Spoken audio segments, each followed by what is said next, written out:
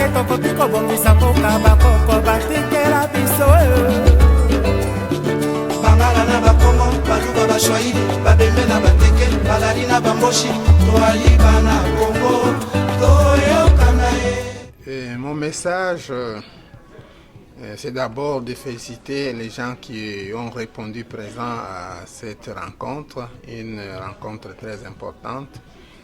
Et à ceux qui ne sont pas arrivés, nous leur demandons de venir se joindre à nous parce que nous voulons qu'on travaille ensemble, qu'on vienne ensemble, qu'on travaille ensemble et qu'on reste ensemble pour faire arriver l'UDPS à sa destination. On ne peut pas le faire si on ne parvient pas à s'asseoir et à examiner la situation pour trouver des solutions aux problèmes qui se posent à nous. Donc je demande aux amis et aux collègues qui ne sont pas arrivés aujourd'hui à ce que nous puissions nous rencontrer dans 2 semaines à partir d'aujourd'hui. Donc c'est là où nous allons essayer de finir ce que nous avons commencé aujourd'hui. Ça sera le 14 décembre? Ça sera le 14 décembre de cette année. Je demande à ceux qui ne sont pas arrivés de venir ce jour-là pour que nous puissions terminer ce que nous avons commencé aujourd'hui. Nous ne voulons pas qu'il y ait des divisions dans notre fédération. Il faut que tout le monde vienne, qu'on s'assoie et c'est en... Le linge sale se lave en famille. Oui, le linge sale, comme tu viens de le dire, le linge sale se lave en famille et on s'assoit et on cogite ensemble pour trouver des solutions. Compte tenu des échéances importantes qui nous attendent d'ici l'année prochaine, nous nous préparons pour aller au dialogue. Nous avons notre congrès qui se prépare et il y a les élections qui nous attendent. Il faut que nous soyons ensemble pour aller de l'avant. Il y a des idées fondamentales qui me viennent en tête. La fédération, depuis 4 ans, n'existe pas. N'a fait aucune activité du parti. Je pense que c'est une déception qui m'anime. Ça me permet de lancer un appel aux membres de l'UDPS de participer aux réunions afin d'échanger des idées. Nous avons des moments pathétiques maintenant. Nous devons être unis afin de pouvoir échanger des idées, de grandes idées, pour que le parti reprenne sa place au sein de notre pays. Je sors de cette réunion de l'UDPS, Washington, et je suis sorti bien avant la fin parce que j'ai d'autres engagements. Mais ce que je peux dire, c'est qu'il y a effectivement des sérieux problèmes au sein de l'UDPS puisque d'après ce que j'ai entendu, il y a des dissensions, il n'y a pas vraiment une coordination efficace et c'est très déplorable pour ces partis. Et surtout à la veille des enjeux politiques importants autour du processus électoral. Je pense que les amis de l'UDPS ont intérêt à accorder leur violon pour s'organiser efficacement et pouvoir apporter un discours cohérent, un discours qui traduit effectivement les avis, qui traduit les options de ces partis que nous voudrions voir unifiés ou bien très réunis. Voilà ce que je peux dire. Quel conseil donnerez-vous à tous les membres de l'UDPS? Oui, mais c'est le conseil que je donne, donc ils doivent faire un effort pour s'accorder et organiser leur structure et surtout mettre en place un discours cohérent, un discours qui exprime en tout cas des opinions qui soient partagées par tous les membres de ce parti. Liboso nazopesa kombo na ngai nga mama Jeanne tozalaki na réunion monene oyo etali makambo ya UDPS. UDPS eza parti monene ya Congo, donc il faut tosangani po tobongisa makambo pona élection na dialogue kosalama na mboka na biso. Pona dialogue, lokola dialogue eza national, il faut idée ya bana mboka nyonso. Yango wana biso toyaki awo topesa ya biso idée pona ba représentant oyo bakokende kuna na dialogue bakenda kopesa ba idée ya biso bana ya États-Unis po likambo ebongaka bato nyonso batia ba idée esika moko. Yango wana biso toyaki awo lelo tosangani awo tosali cadre moko pona après 2 semaines ba oyo bayaki te tozobenga bino pe boya ba mama po boyebi ke ba mama likambo ebongaka na ba mama boye na ba idée ya kobongisa mboka ya Congo pona kovandisa ba papa kovandisa bato nyonso esika moko. Il faut ba mama topesa ba idée po ba mama nde batongaka mboka boya topesa idée lere kokende kuna bayeba ke ba mama ya États-Unis bapesaki ya bango idée ya ngoi boya olie ya kolobela na ndako olie ya kovandela kaka kuna boya lokola toye boya ebele tosangana to sauver mboka na biso. Enfin, il y a beaucoup de choses à dire. J'ai été là en tant que sympathisant. Comme vous le savez, l'UDPS, c'est le parti le plus ancien du Congo. Je crois qu'il y a beaucoup de choses à faire. La réunion à laquelle nous venons de participer, c'est un début, parce qu'il se vérifie qu'il y a vraiment beaucoup de problèmes au sein de la Fédération des États-Unis. Il est important que les gens se mettent ensemble pour pouvoir s'organiser et voir comment ils peuvent contribuer, n'est-ce pas, à l'agenda du développement dans le pays, dans les cas où ils arrivaient au pouvoir.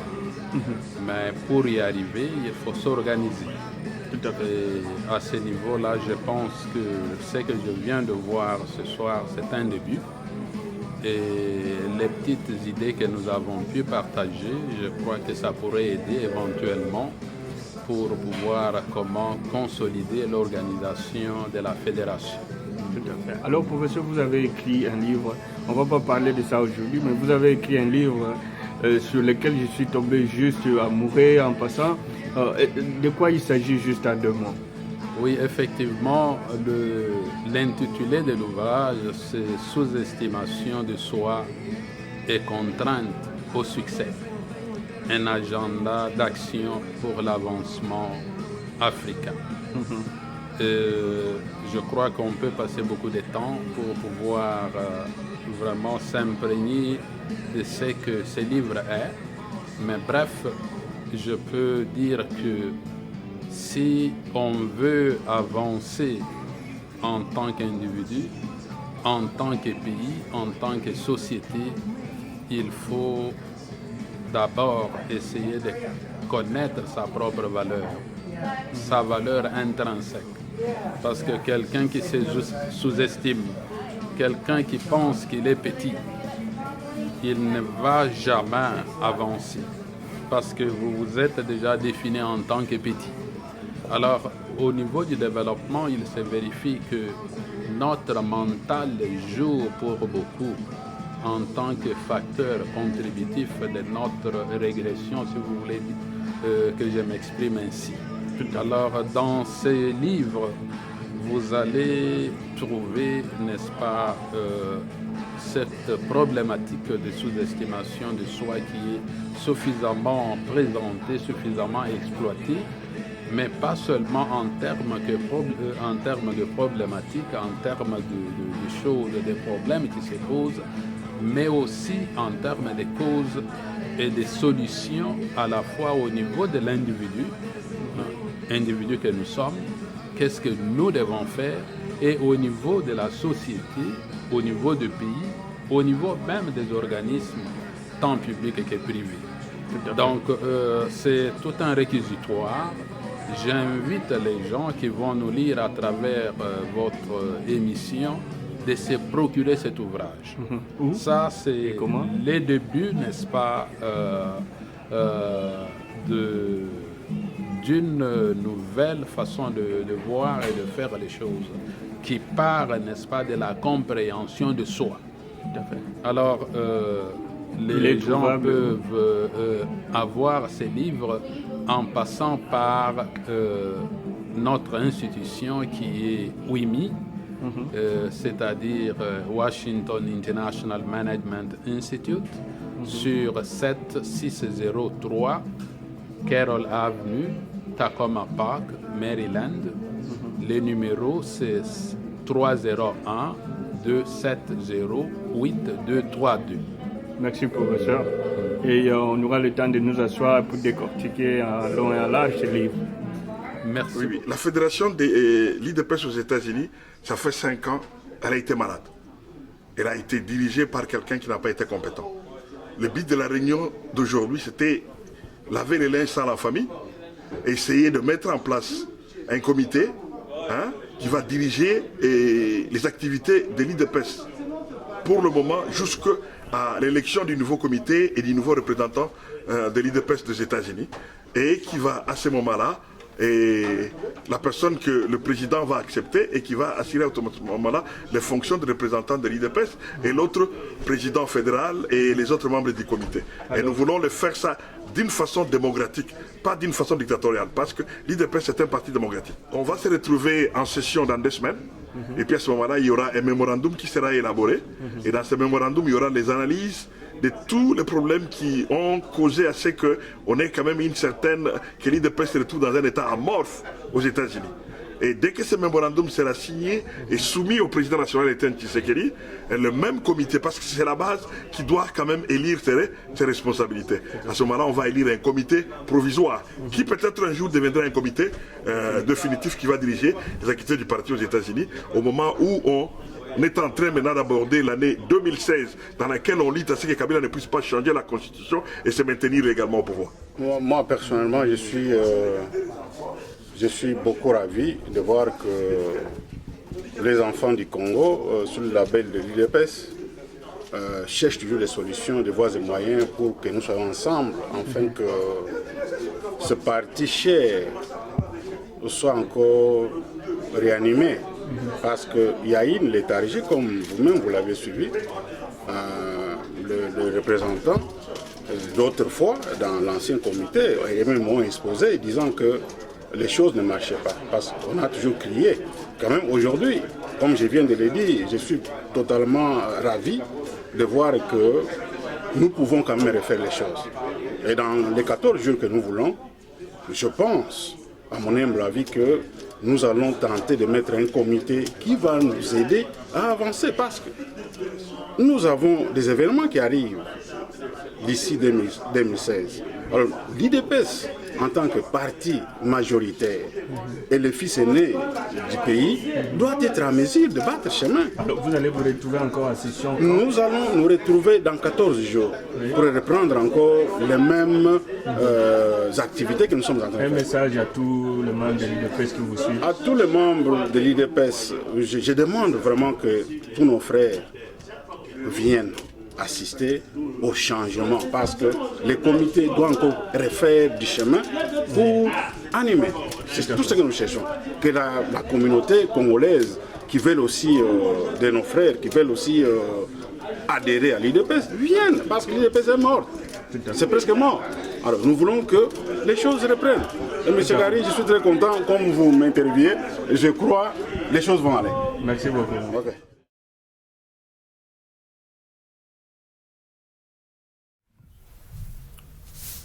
l'objet de l'invitation et l'objet de la réunion est explicité dans l'invitation que vous avez eue. Il s'agit de la paralysie presque totale de la Fédération IDPS États-Unis. Cette paralysie dure depuis des années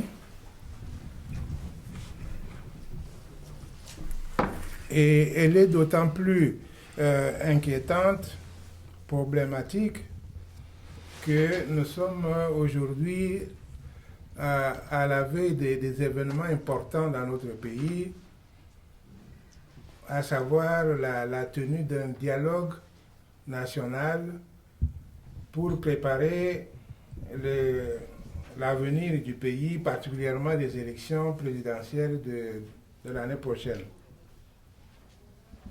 C'est dire donc que cette paralysie est nuisible et il faut aller au-delà, la dépasser en proposant un cadre institutionnel nouveau capable d'arrêter cette léthargie, mais aussi de nous préparer, capable de nous mettre en position de participer, de prendre part active au dialogue intercongolais par nos moyens, par nos suggestions, faire avancer les choses dans notre pays. Nous sommes aux États-Unis. Nous sommes dans l'ancienne démocratie du monde.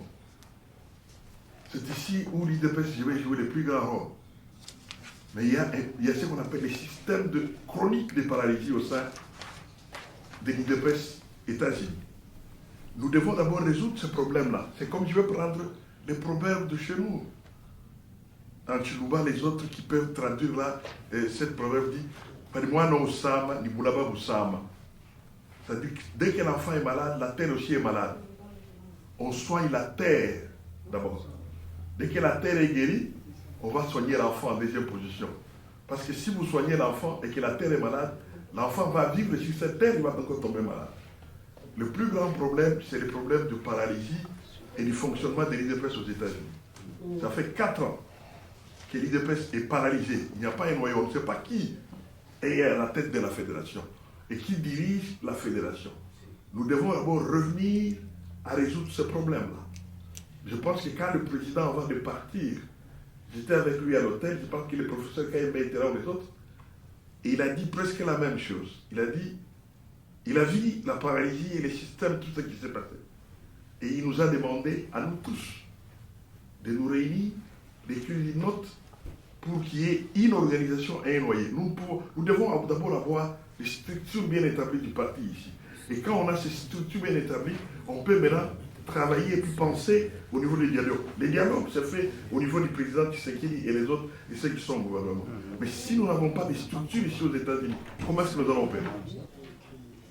Bon, nous allons donc commencer par l'état des lieux.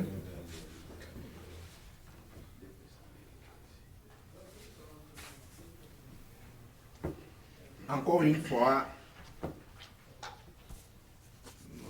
soyez les bienvenus à cette importante rencontre qui va sans doute décider de la nouvelle direction que nous devrions suivre dans les jours, semaines et mois à venir.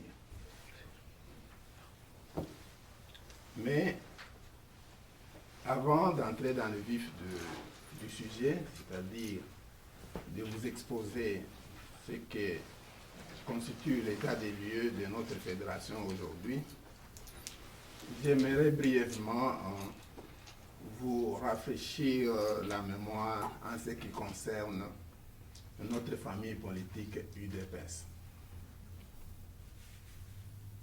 UDPS est un parti politique qui a son idéologie. L'idéologie de l'UDPS, c'est la social-démocratie. l'UDPS a sa doctrine. Sa doctrine, c'est le solidarisme. L'UDPS a sa méthode d'action. La méthode d'action de l'UDPS, c'est la non-violence. Au moins une des méthodes d'action, c'est la non-violence. Et ces valeurs qui sont notamment l'égalité, l'équité, la justice, l'intégrité et la probité morale. Nous avons tous accepté, puisque nous sommes la famille UDPS, c'est-à-dire nous avons accepté ces valeurs, nous avons accepté ces principes. Pour ceux qui sont des sympathisants de l'UDPS, ils ont toléré les valeurs et les principes de l'UDPS. Ces valeurs demeurent nos vecteurs cardinaux, c'est-à-dire que nous soyons en fédération ou en cellule, nous sommes appelés à suivre les valeurs, les principes tels que prescrits dans le statut du parti. Nous sommes ainsi réunis pour examiner la situation de notre fédération par rapport à ces principes afin d'envisager une amélioration au cas où nous trouvons des failles de quelque nature que ce soit dans le fonctionnement, l'organisation et la gestion de notre fédération. Cet exercice, nous devons le faire ensemble. Nous ne pouvons pas prétendre d'accéder au pouvoir dans la division.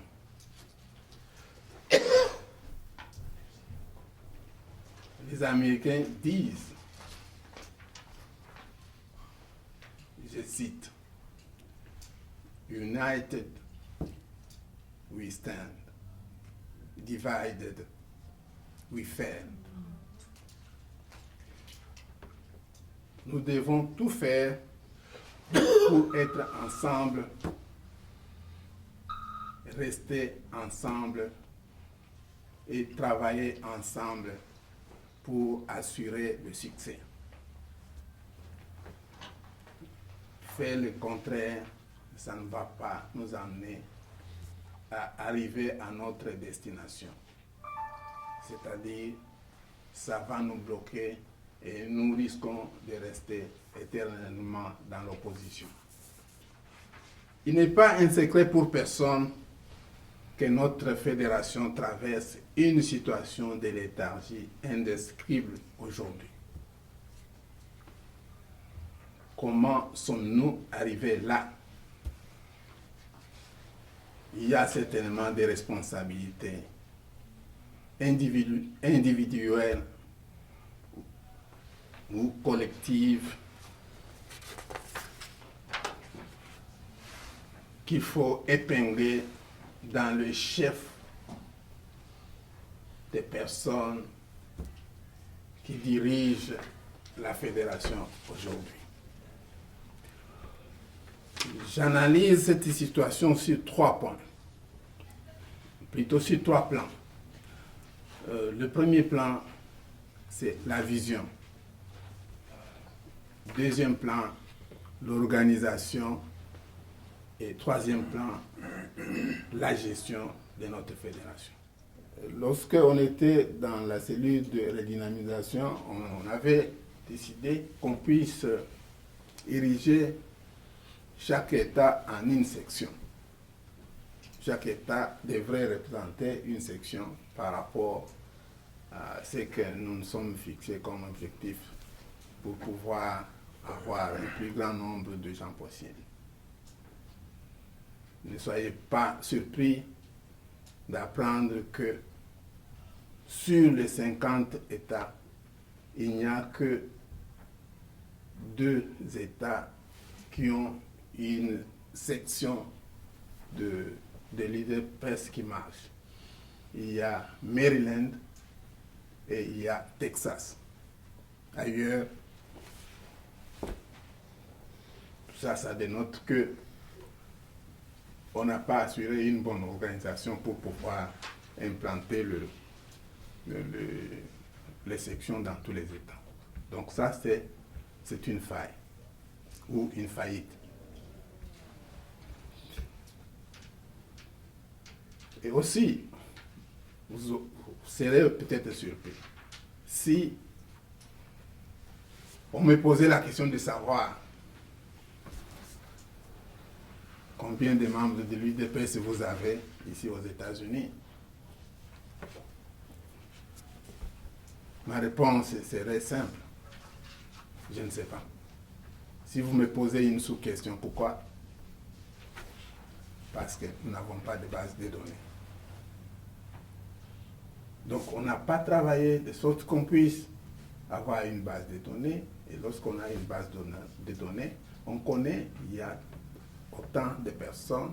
Et lorsque nous avons besoin, par exemple, d'une assistance, d'une contribution, nous allons nous adresser aux personnes que nous connaissons.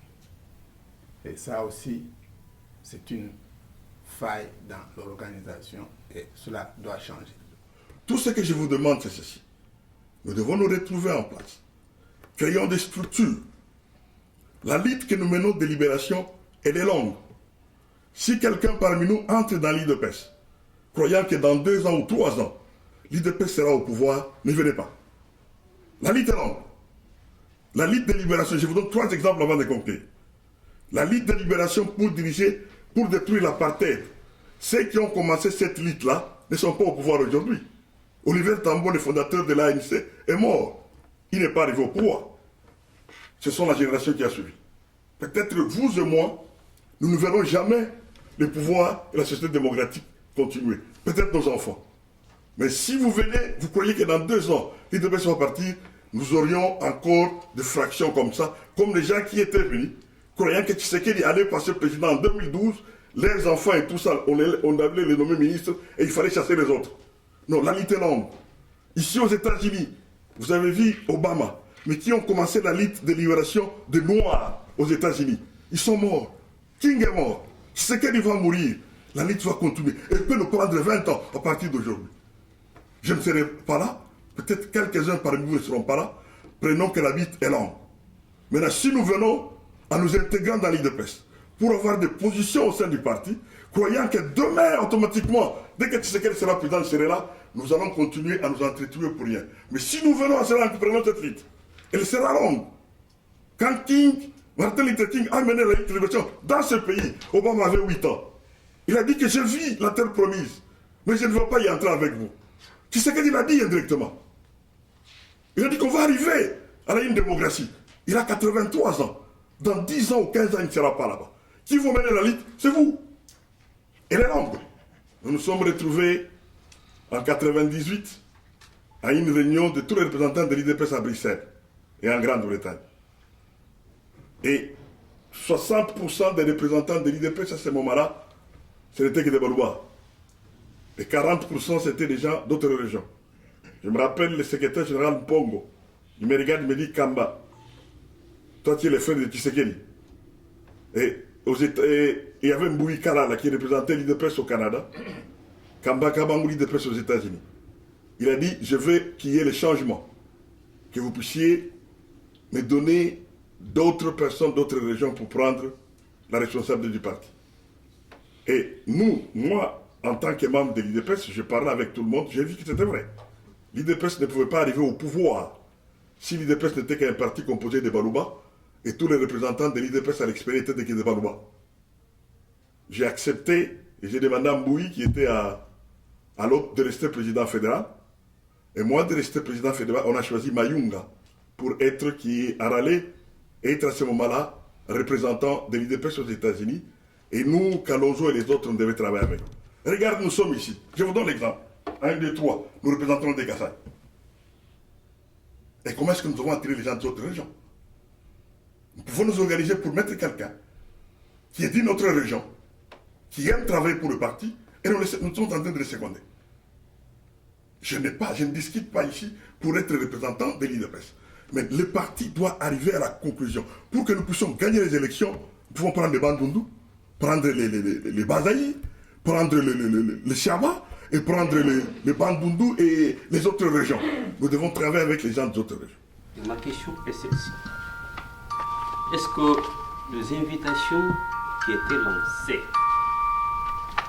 on avait invité aussi l'ancien comité? Si oui, sont-ils venus répondre ou pas? Pourquoi cette question? Parce que il faut aussi voir le futur. On ne risquera pas de tomber dans un dédoublement du système de parti à la fédération. On ne risquera pas de tomber dans les conflits, encore une fois, dans la fédération. C'est ça ma préoccupation, tout simplement. J'allais plutôt parler du quorum, chercher à savoir, compte tenu du règlement du parti, est-ce que le quorum de cette assemblée générale souveraine, on peut dire qu'il a été atteint, oui ou non? Ça, c'est d'une part. D'autre part, je souhaiterais également savoir, parce que je crois comprendre au regard des documents qui sont ici, que les sièges, c'est-à-dire Kinshasa, devraient être au courant de la situation actuelle du parti ici. Si tel est le cas, quelle est la position du siège par rapport à ce que vous avez caractérisé comme l'inertie, la paralysie interne au niveau de la fédération? Est-ce qu'il y a un mot de la part du siège? Voilà ce que je peux ajouter. Il est vrai que l'UDPS a toujours fait problème quant à sa composition sociologique. Beaucoup de gens, depuis longtemps, en commençant par le pouvoir de Mobutu, ont qualifié l'UDPS du parti de Baluba. Du parti de Baluba, et ces disons voulaient le délégitimer, lui enlever toute force politique dans le pays. Je vous fais voir que cette situation de l'UDPS est la même que celle de Gossa en Afrique du Sud. Alors, s'agissant du Congo, nous nous heurtons au même problème. Nous nous heurtons au même problème. Nous savons que les Luba ont souffert terriblement. Il y en a qui ont perdu, beaucoup ont perdu leur vie, leurs biens, ont été en prison. Et le moment venu, il faut partager le pouvoir, parce qu'on ne peut pas faire du pouvoir politique le monopole des Luba. C'est ça aussi la vérité. Sinon, ça ne passerait pas. Ça ne passerait pas. Alors, maintenant, c'est à l'Assemblée ici de voir la position à prendre, parce que ça ne peut pas être le problème d'un individu, d'une opinion isolée. Ça doit être un problème résolu collectivement. M. Kamba a posé ce problème qui est réel. Alors, quelle solution donner à ça? Peut-être que mettre un président, un vice-président de provinces différentes, ça peut être aussi une solution. Un président, un vice-président venant de provinces différentes. Vous aviez posé la question de savoir si les gens qui étaient dans l'ancien comité ou dans l'autre comité sont représentés ici. Bon, je pense qu'il y en a 4 qui sont ici. Il y a 4 qui sont dans cette salle. Donc, l'invitation était lancée, on avait appelé le représentant Kanko, on avait appelé tout le monde, mais il n'est pas arrivé. l'invitation, ce n'est pas une convocation. Est-ce qu'ils ont réagi verbalement, par écrit, pour dire pourquoi ils ne venaient pas? Par hasard, c'est juste... Non, ce n'est pas par hasard. Ils ont réagi. Ils ont réagi et on ne s'attendait qu'à ce genre de réaction de leur part. Ils ont notamment dit que c'est illégal et cette réunion ne peut pas se tenir. Illégal, je ne sais pas de quoi. Non, il a dit, en fait, vous m'excusez, il a écrit ceci, qu'il y a un certain Lomba qui a convoqué, qui a fait signer le mémo ici de suite pour convoquer l'Assemblée générale extraordinaire. Il n'a pas les droits, selon les statuts du parti, pour convoquer les conseils. Je voudrais ajouter sur le deuxième volet, de savoir si Kinshasa est informé sur ce qui est en train de se faire ici. Moi, je crois que je peux vous donner les éléments de réponse à ça, parce que j'étais à Kinshasa. J'ai rencontré Félix. J'ai rencontré le secrétaire général. Félix m'a dit ceci. Organisez-vous là-bas et faites-nous des propositions. Lorsque j'avais décrit la situation que nous vivons ici, il m'a dit ceci. Nous savons que cet homme-là est toujours ici à Kinshasa. Il ne s'occupe pas du parti aux États-Unis. Réunissez-vous et faites-nous des propositions. Ça, c'est ce que Félix m'a dit. Pour le secrétaire général, il connaît la situation. Pour lui, aux États-Unis, il n'existe pas de représentant. Il m'a encore dit, faites-nous des propositions. C'est que, pour répondre à ta question, Kinshasa est informé de la situation et Kinshasa attend qu'il y ait des solutions pour que nous puissions avoir des propositions pour que nous puissions avoir une structure qui est viable. Comme impression à l'IDPS, vous avez un problème de communication. Donc, si la réunion va se passer dans 2 semaines, essayez un peu de maximiser ces temps-là pour pouvoir communiquer, pour qu'il y ait assez de monde. Comme ça, ça va vous éviter de problèmes à venir. C'est-à-dire qu'il n'y aura pas les gens qui vont contester la décision de l'Assemblée par rapport à former le comité. Le comité provisoire. Moi, je crois qu'on cherche à vouloir trop poser des questions. On amène encore un peu plus de la confusion, alors qu'on était déjà bien parti. Moi, j'ai cru comprendre qu'on a dit qu'il faudra qu'il y ait un comité provisoire, un comité de transition.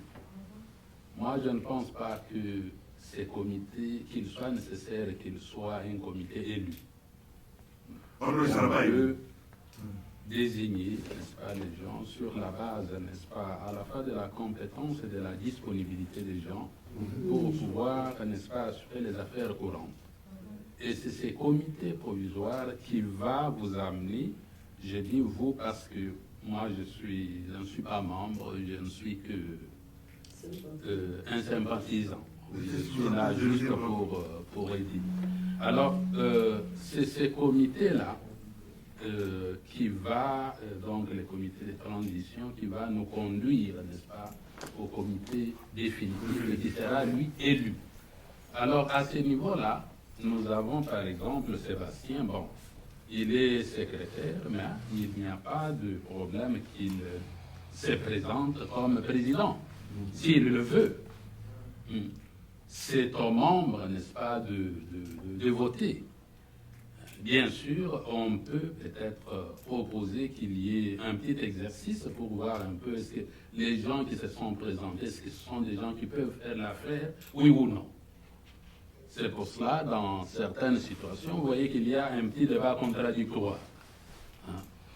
C'est juste pour tester un peu les compétences, n'est-ce pas, à la fois, n'est-ce pas, politiques, humaines et autres, n'est-ce pas, des candidats qui se présentent.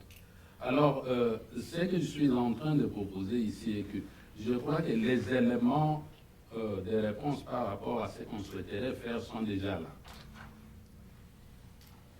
Vous, je vous vois à 3. Les profs, je crois, n'est pas dans l'organisation, mais les 2 sont déjà là.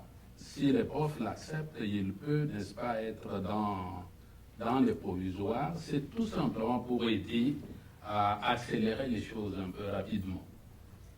Et puis, après, vous allez, n'est-ce pas, organiser les choses pour qu'on arrive à la phase finale des comités définitifs élus.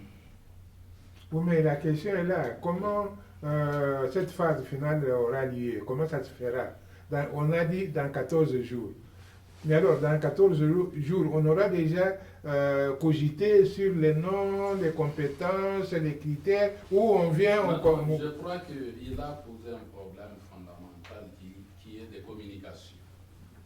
Donc, quand on dit 14 jours, il vaut mieux qu'on puisse mesurer nos capacités de communication. Yahweh, béni sa Yahweh, Yahweh, batela mito.